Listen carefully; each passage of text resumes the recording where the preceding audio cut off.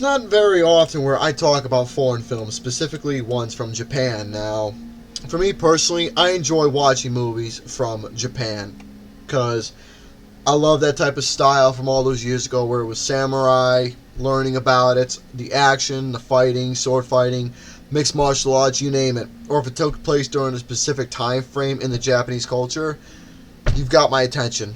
This is one of those movies where it has my attention, not only within the type of story, but who this particular character is, the inspirations that this particular film has given for a lot of action films. For example, Kill Bill later on, or someone like Quentin Tarantino has took a lot of inspiration from.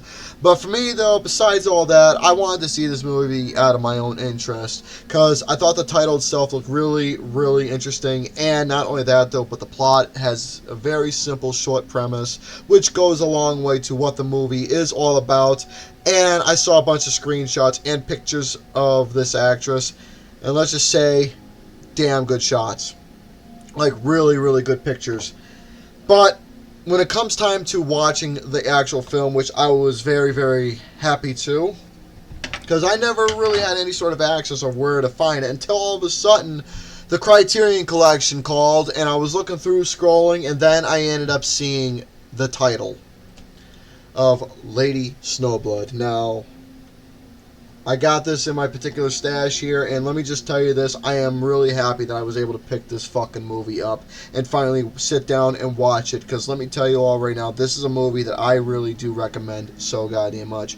Now, for this film coming out in the year 1973, I think this movie was really ahead of its time, not only with the cinematography, but the camera work, camera shots, the angles, the way that the film comes off with its action, its fucking gore, the practical effects, but also the story itself. Now, this is something where you can say that, sure, a revenge story is simple and straightforward to the point, which in my mind it kind of is, but at least with this movie, I managed to see exactly that, where you take a revenge concept of what vengeance is all about, the meaning behind it, where the story itself is about a young woman named Yuki, aka Lady Snowblood, who is seeking revenge against originally four criminals who killed her father and physically harmed her mother. Thus, after she killed one of the criminals, she is spending the rest of her life in jail. Thus, she gave birth to young Yuki in jail. And when Yuki was taken in by an apprentice who was able to train her all the moves and sword fighting that she knows now,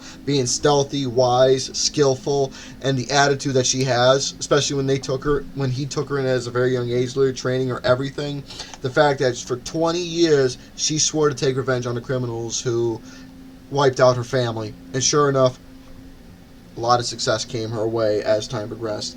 Now, what I really admire about this film is that, sure, the movie has a very straightforward plot, but the thing is that each detail in this film is explained in such in-depth precision, where you learn about who the criminals are, you learn what their backstory is, you learn about the events that unfolded, you get to see and witness how Yuki was able to learn how to become the professional warrior that she is right now. Like, I love all the details explained of what makes everything important in this film.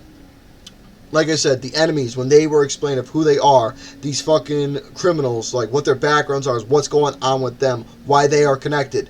All the questions that you would ask of the important details are given in this film. Thus, it makes you care of wanting to see Yuki get revenge. Details like that matter when things are explained. Now, as for the cinematography and camera work, now, I think that a lot of the shots are in this film, especially with how the camera was able to pan both, given different shots with both zooming in, zooming out, showcasing the cinematography, given different landscapes and shots and facial re-expressions, and not only that though, but also showing the action that is taking place with different shots and angles and blah blah blah. I don't know all the fancy terms for camera works. I just know exactly what shots, at least whenever I watch a film, looks good, how it's presented, and I think the camera work for this film was really ahead of its time. But then again, Japan, it's a country where it moves really forward into the future whenever it comes to the world of entertainment. Sure enough, like I said, 1973, the entertainment, especially with the camera work for this, was fucking phenomenal. Now, as for the action itself, sublime stuff. I mean, sublime.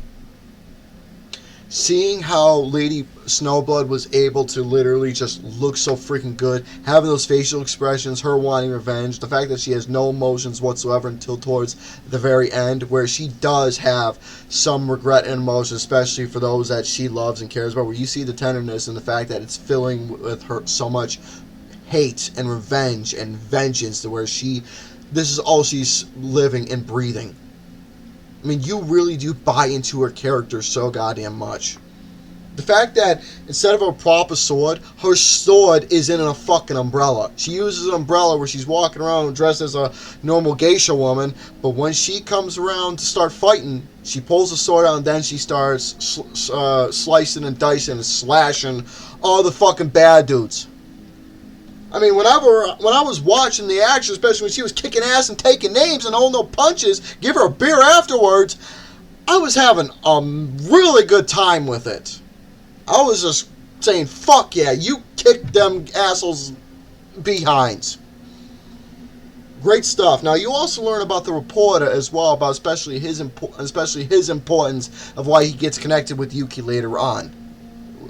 Even when he starts writing stuff about the paper, when she took revenge on one of the men that, was one of the four criminals. So the thing is that the movie itself, and like I said, with the camera work, it's incredible. The action scenes are fucking badass. Yuki herself is a outstanding main protagonist. Now you also get to learn about another character as well, who is the daughter of one of the criminals, where she now wants to seek revenge as well.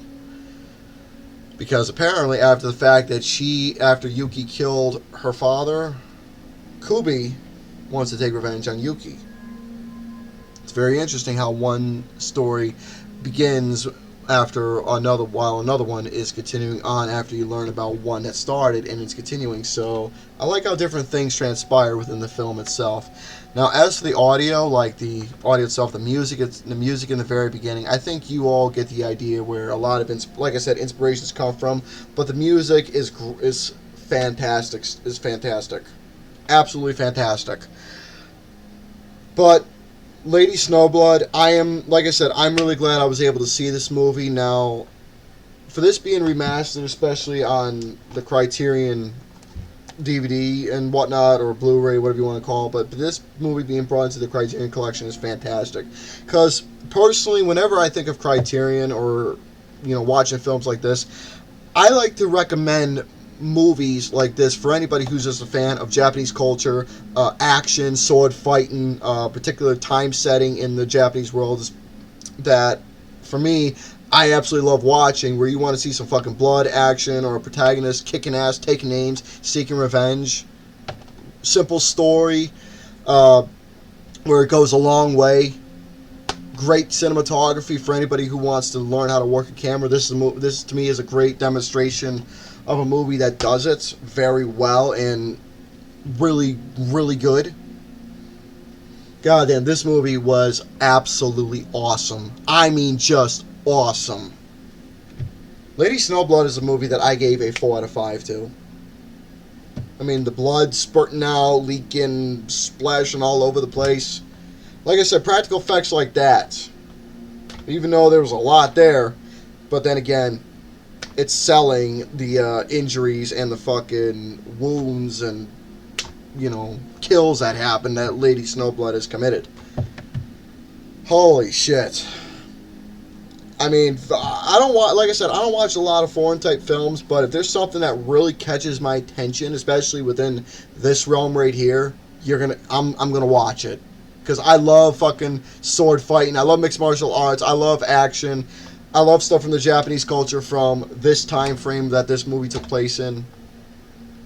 Great fucking stuff, and I'm glad, like I said, I'm glad I watched it. So folks, that's going to do it for my little talk on Lady Snowblood for you all. Again, I really do recommend for this movie out there for anybody who wants to get inspired, not only to become a cinematographer or a film director, but also someone who is a fan of everything that I just mentioned between action, fighting, mixed martial arts. Well, not much mixed martial arts, but action, fighting, sword fighting, slicing, dicing, Japanese culture, you name it, all that stuff.